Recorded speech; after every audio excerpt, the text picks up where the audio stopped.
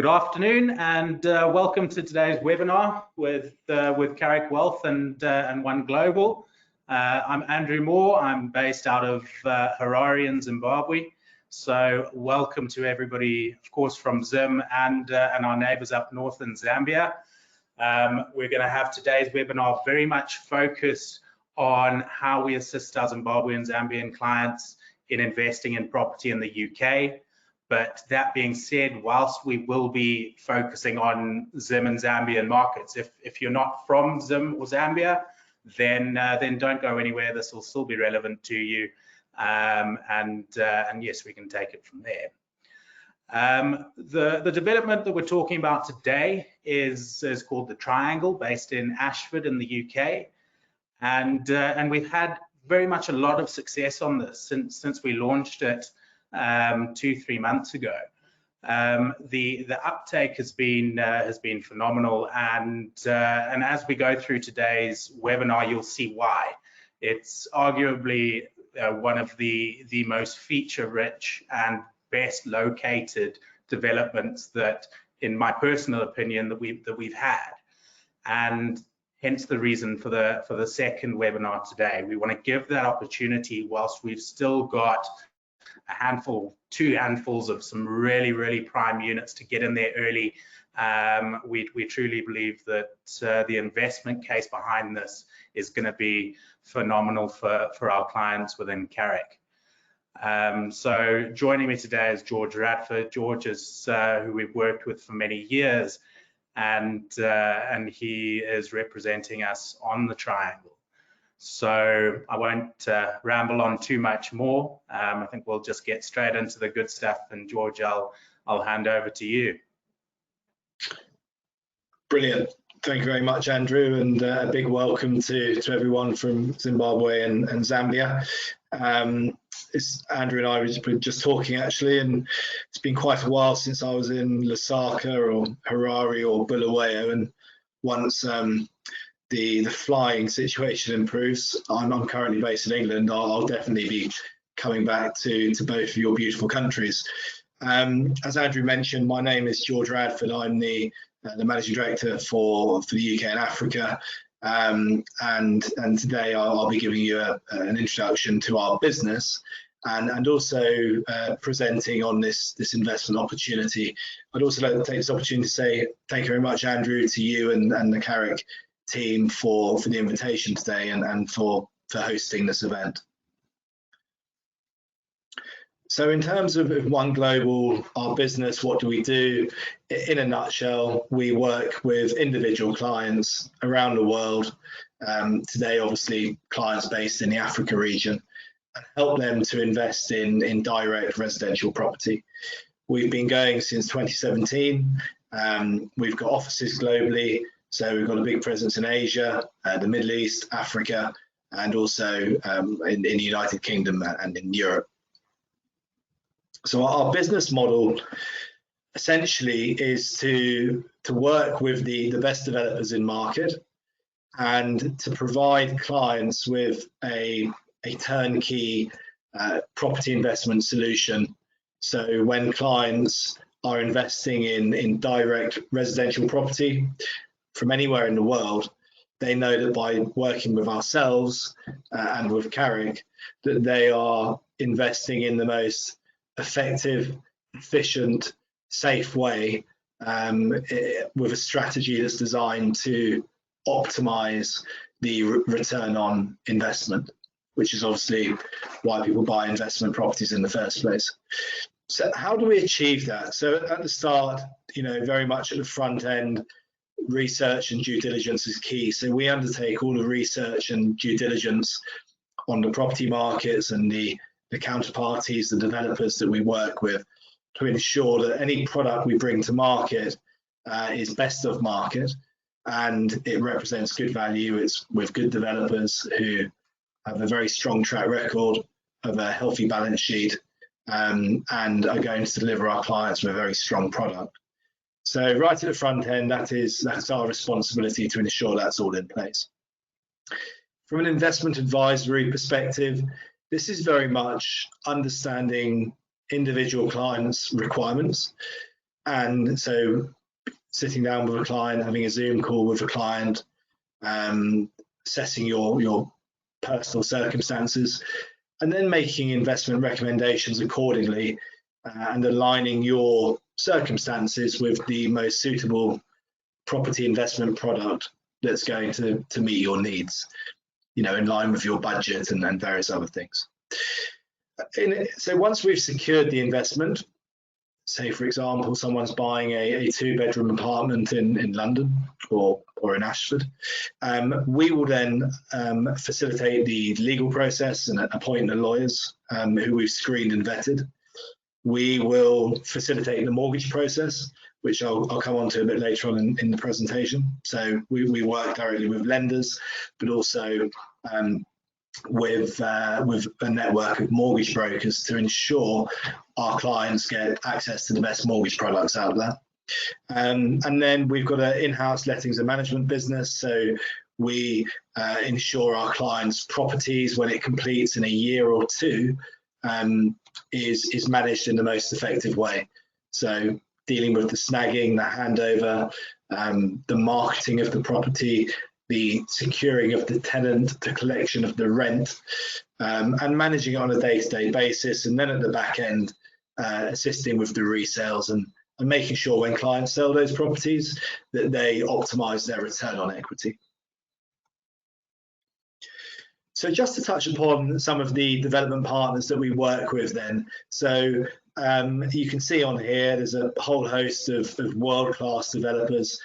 Just to pick out a few, Barratt London are a part of Barratt Homes, the biggest developer in the UK. They built about between 16 to 19,000 on average every year. They're the most award-winning developer in the UK over the last 15 years.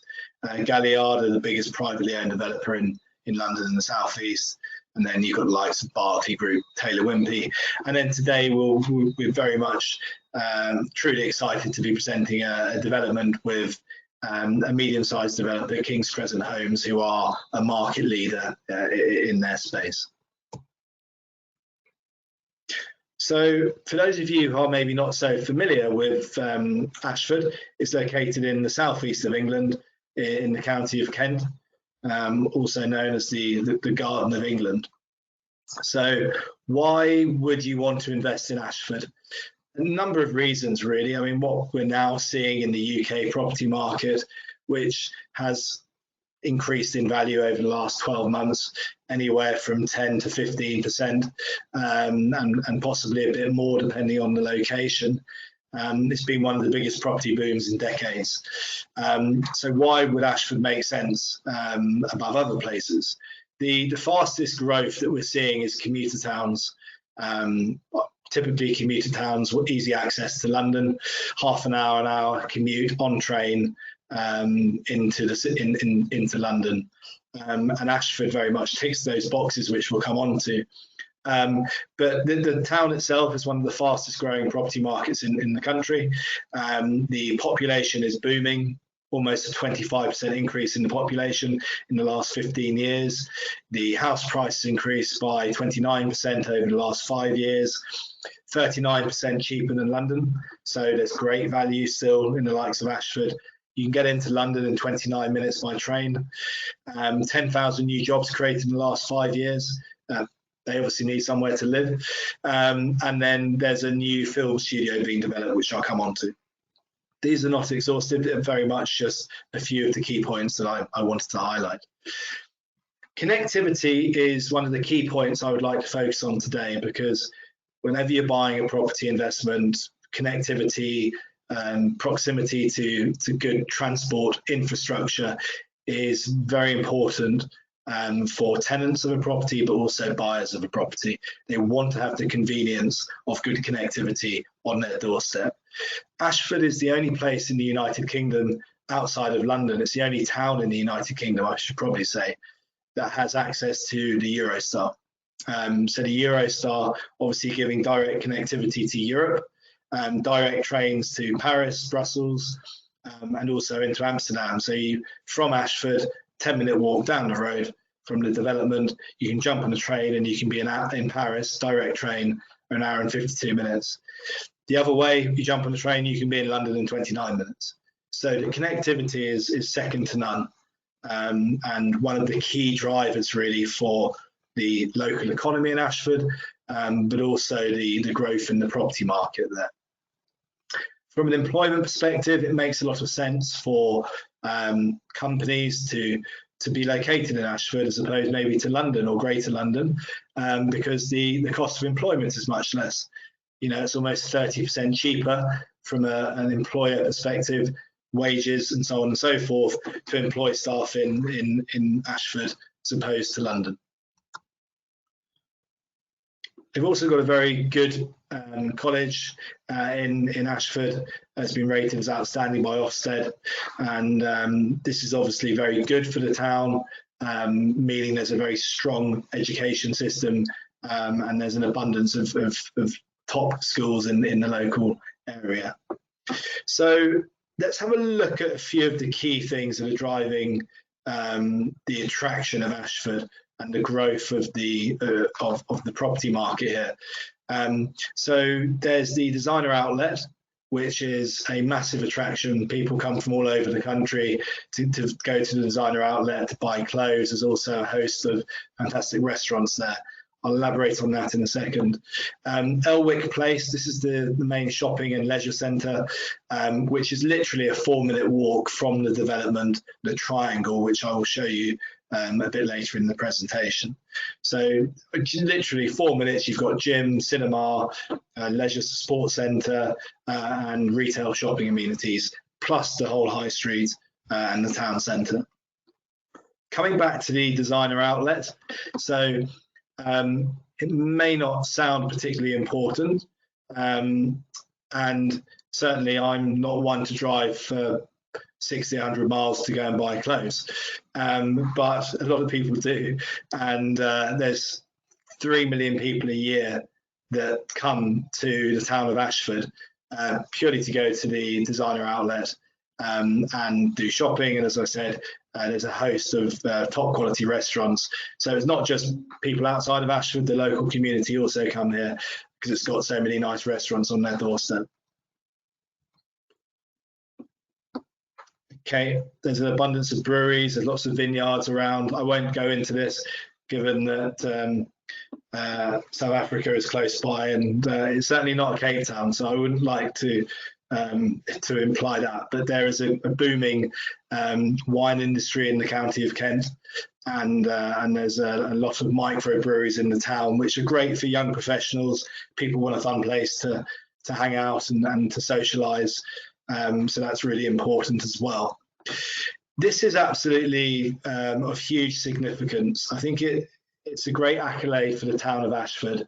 What's happening now is international film studios are being built.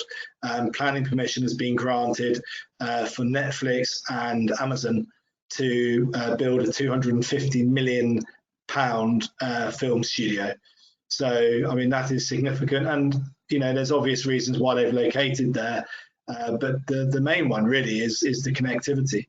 So this is going to be massive for the local economy, and it's going to create a huge amount of employment and a huge amount of value add to the local economy. So that's the town of Ashford and the economy and what's going on there. Now let's have a look at the property market itself.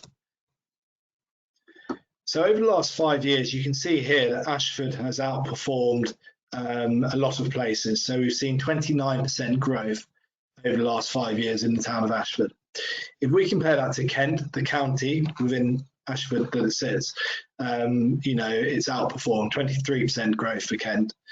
Southeast of England, 16%, and London, 9%. So you've had triple the amount of growth in Ashford as you have in London, which again reinforces the investment case for buying here. In terms of the future outlook for the town, I mean, we've seen in excess of 10% growth this year. We're looking over the next 5 years, sort of 17, 20% growth. I personally think it will be a lot higher than that.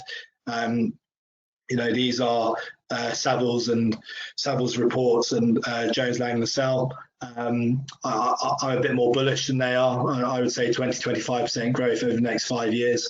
would be fairly conservative given what's going on in the UK property market.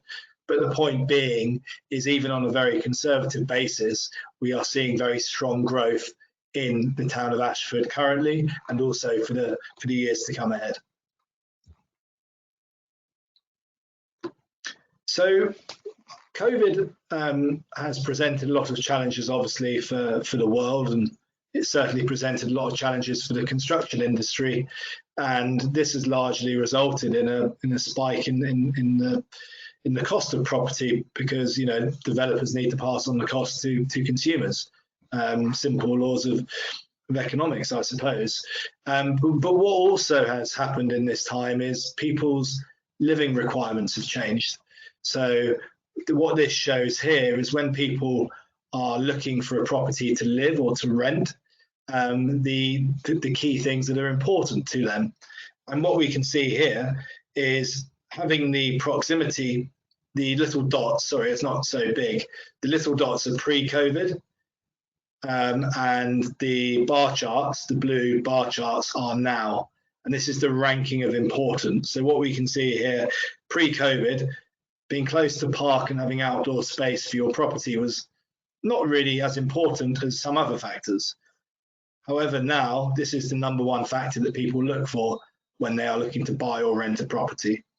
So a huge shift from previous requirements. So this one here is proximity to transport links. So pre-COVID, that used to be pretty much the most important, and now it's less important. Point being here is that people's requirements have changed, and we need to be in tune with that. And any development we're bringing to market needs to be mindful of that, because it needs to be attractive to the tenant market, but also for the resale market when we're looking to sell these properties in 5 or 10 years' time. Which leads me nicely on to the triangle. So every single apartment in here has outdoor space by way of a terrace or a balcony, and it adjoins onto Victoria Park at the rear of the property. So absolutely delighted to be presenting this to you today. Just have a quick look at the high level information on this development, and then I'll talk you over the development in a bit more detail, and then I'll hand back to Andrew at the end for a Q&A session. So the developer we're working with here is King's Crescent Homes, a fantastic developer. We've had the privilege of working with them on a number of projects already, and they are best in class really in terms of what they're doing. It's also in partnership with Homes England, who are essentially part of the UK Ministry of Housing, and LendInvest. So these are the two key funders behind the project. Very important because it just reinforces the security of the development and the quality of the development if these big institutions want to financially back it.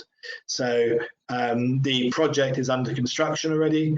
We've broken ground. The piling and the foundations are taking place currently, and we're looking now at the completion date of Q1 2023. So we are around sort of 18-21 months away from practical completion. Today we're really focusing on Block B, which is one of the best blocks in the development, adjoining the park, and there's 32 units in total in Block B. A mixture of studios, 1 and 2 bed apartments, and you can see here the prices. So price starting from 180 for studio, 2 beds at 210, and the 2 beds are starting from £260,000. Other sort of pertinent information to draw your attention to, I suppose, there's a 10-year build warranty on this, so build warranty for 10 years. It's a 999-year leasehold, which is a virtual freehold. There is no ground rent payable. Often on a leasehold property, there's ground rent. The developer has really been proactive here and abolished ground rents on this development, so 0 ground rent, which is usually paid every year by the owner. So good for yield and good for resale. We're looking at yields here of up to around 5.8%, so gross yields of around 5.8%. And the parking situation, there's an abundance of parking in the development, and every 2-bed unit comes with parking included in the price. I'll come on to the purchase process at the end of the presentation, and we'll revisit that. But hopefully that gives you some of the salient information.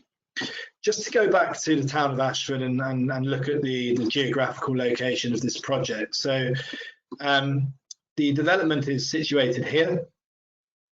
It's quite small, I apologise. And you can see Victoria Park is here. So the project literally backs onto Victoria Park.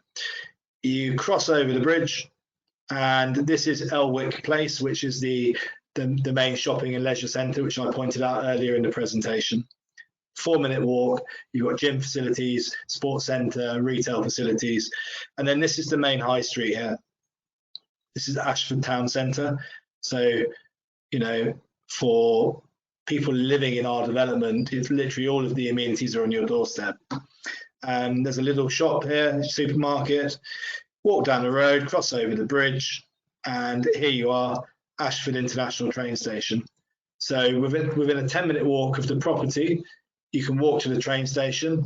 One way you go to London, the other way you go to Paris. So connectivity is, you know, unrivaled really.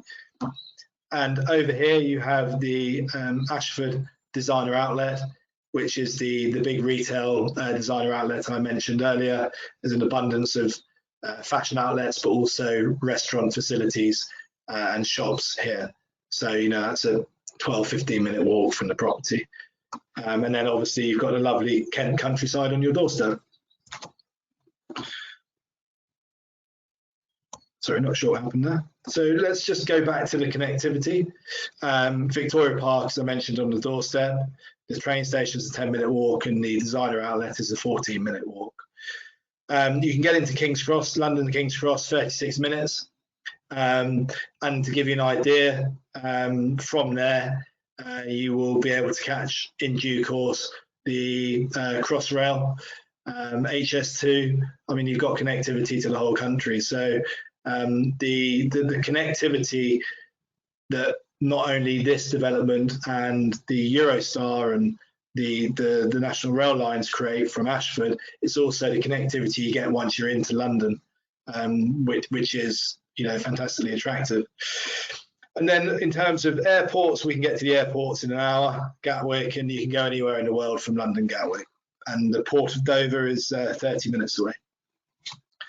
So hopefully that, I won't go on about connectivity anymore, but it is super important, and it's a real big driver for a development like this and a town like Ashford. So here is the development, suitably called the Triangle because it's shaped like a triangle. And this is Block B here, and this is Victoria Park and the River Stour here. So literally the development falls into the park. It's a lovely park. I was there about a month and a half ago. Nice coffee shop in there, and it's very picturesque and just an amazing facility to have on your doorstep. And this is what people are looking for nowadays in the UK when they're renting or buying a property. Every unit comes with outdoor space, as I mentioned earlier, and then the car parking is undercroft parking, accessed from the front of the development behind here.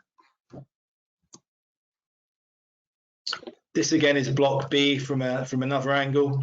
So the units are either overlooking the courtyard, or most of them have courtyard park views, to give you an idea.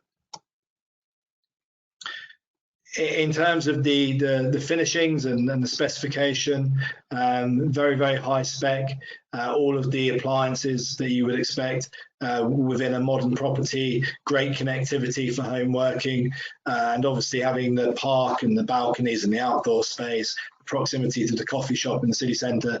It's really in tune with what people are looking for in today's world when they're buying or renting a property where they're going to work from home from 2 days a week and commute to London for the other few days. So again, the developer is very, very mindful of this, and there's a number of electric car charging points in the car park as well, and that is subject to change depending on how things change over the next couple of years.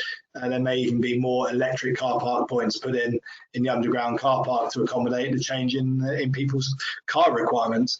And then here's the final picture, really. So this is block B here, and as you can see, it's fantastic.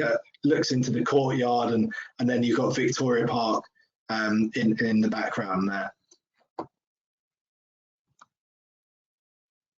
And this is the final slide before I pass back to Andrew. So I just wanted to touch upon the purchase process. So how this works is obviously speak to your relevant Carrick wealth manager and get an understanding of your requirements. Once we've got that and we've selected a unit that meets your requirements, to secure that unit we need to complete a very simple reservation process, copy of passport, proof of address and completion of a reservation form, and at that point you pay £2,000 reservation fee. So that typically happens within 48 hours of selecting a unit. So that's stage one. Stage two is solicitors are instructed in the UK, and within 28 days, I know it took a bit longer for some of your clients, for example, Andrew, for couriering documents and whatever else, but let's say 28 days until exchange of contract. That's when you legally commit to buy the property and you've got the legal right to buy the property. That's when you pay your 20% deposit. So let's take a typical two-bed. Let's say it's £260,000 as an example. You will, by this point, pay 20% deposit, which will equate to £52,000 plus some legal fees, let's say £55,000. You then don't do anything for another year and 3/4, let's say, and on completion in Q1 2023, then you would pay the balance. So if you are taking, let's say, a 60% mortgage, you would pay a further 20% deposit, and then the mortgage would cover the balance of the 60%. So very, very high level. Let's just revisit those numbers and I'll pass back to you, Andrew. If we were looking at a two-bed, obviously a one-bed would be slightly more affordable, but you'd be looking at, say, £54,000 as your initial deposit to secure the investment. You don't do anything for another 18 months, 2 years, let's say, and then on completion, you'd put down another 20%, which would be, say, £55,000, plus some completion costs. Probably all in, you're in for £125,000, let's say, 130, spread over a 2-year period, and then the balance would be covered by the mortgage lender if you were looking to leverage the property. In terms of the mortgage process, we can go into that maybe another time, but high level, we would assess your situation, understand your financial circumstances, and then we would be able to recommend the best mortgage products available to you. I think we typically work off for Zambia and Zimbabwe 50 to 60%. We can get 65% with some private banks. Interest rate, let's say 4.5%, so very affordable. And we will work with you through that process. So, Andrew, I'll pass back to you without further ado. Hopefully, I covered some of the key points, but please let me know if there's any questions you'd like me to address. Perfect. Thank you very, very much, George. Really appreciate all of that. And please, everybody who's attended, if you have any questions, do post them, and then we can answer them straight away whilst we're online. If you do think of something after the end of this meeting, then of course my details are there. Feel free to drop me an email, and if you of course do want to explore this further, then let me know again via email or my contact number there, and we'll arrange for a Zoom call between George, myself, and yourself.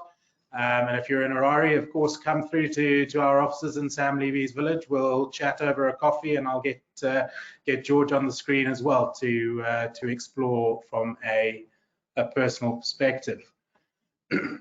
So, George, just whilst we perhaps wait for some questions to come through, typically from a return on investment perspective. So let's use an example of 10 years.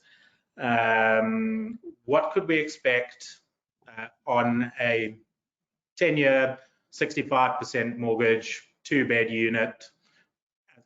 from a percentage perspective? Yeah. So from a return on equity perspective, let's say we're putting in 35% equity plus some costs, you'd be looking, I'd say at the lower end, 75, 80% return on that equity that's been invested, pushing up to sort of 90% plus. Depending on where the market goes, of course, it could be more. And that's really based on capital appreciation, so increased value of the property, also profit rent, so any profit rent you produce after the operating costs have been covered on a month-to-month basis. So it's a culmination of both those two factors, capital growth and rental income. Great. And a question that we've had here, once the reservation fees have been paid, is there a penalty if one were to decide to withdraw from the purchase?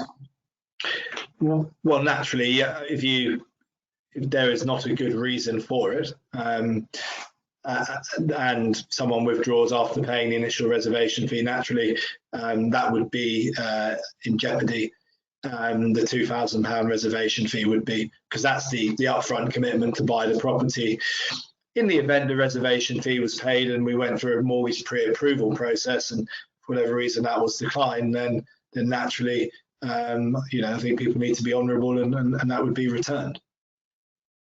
Yes, and I think, George, whilst you make that point of the mortgage pre-approval process, I think that's worth chatting about with everybody now as well, is that prior to making any of these commitments, we make a point of approaching the lenders before any exchange of contract to make sure that you do have options available to you and what options are available. Just so you don't find yourself further down the line not able to get that mortgage. And I think that's reassuring and certainly worth emphasizing. Oh, definitely, like we've done with all of your clients and your team's clients, Andrew, in Zim and across the region. We did a mortgage fact find, we plug that into the relevant lender or mortgage brokers, and we get the mortgage options on the table, so the client knows upfront very clearly what facilities are available to them, and then we work backwards from that, really, because that will dictate the investment strategy and what's affordable and what units may be best suited for their budget. Yes. Yeah, perfect. And we haven't had any further questions come through. So if there is anything else, if anybody's got anything that they're sending through now, then please do so. In terms of sort of qualifying from a Zimbabwean, from a Zambian perspective, what's your experience been, George, dealing with our two jurisdictions on purchasing property in the UK as a foreign investor? Qualifying what, in terms of can you buy the property?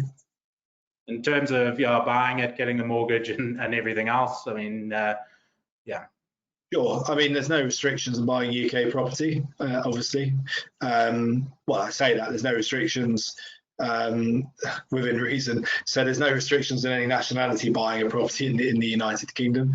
Obviously, a process needs to be followed with the lawyers from a legal and compliance perspective. That's pretty straightforward.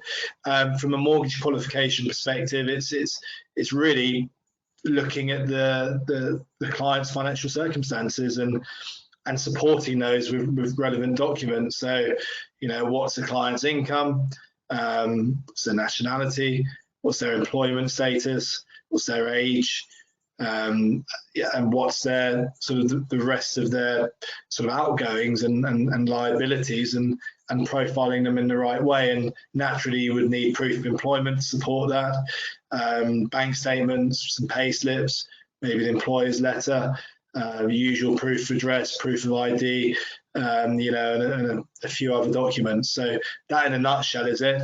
I think if we're looking at clients generating income in excess of, say, $75,000 a year for these type of properties, at the lower end, sort of 210 to, let's say, £300,000 as a purchase price, then we would be fine. But it does come back to individual circumstances and sitting down with the client and profiling them, completing the mortgage inquiry form or the mortgage fact find, and then putting that into the mortgage brokers who are the professionals in that space. Great. Thank you, George. We haven't had any further questions come through, so if I can just ask any attendees, take down my details, they're all there. We will send through a recording after this, so you can rewatch it and check any points that you feel that you want to clarify. But when it comes to purchasing property, it's always very, very personal, and that's why I really encourage anybody who is interested to arrange for a Zoom call with myself and George, go through it from a personal perspective, understand it for you specifically, and then we can take that from there. So without further ado, thank you very, very much, George, and thank you everyone for attending. Thank you very much.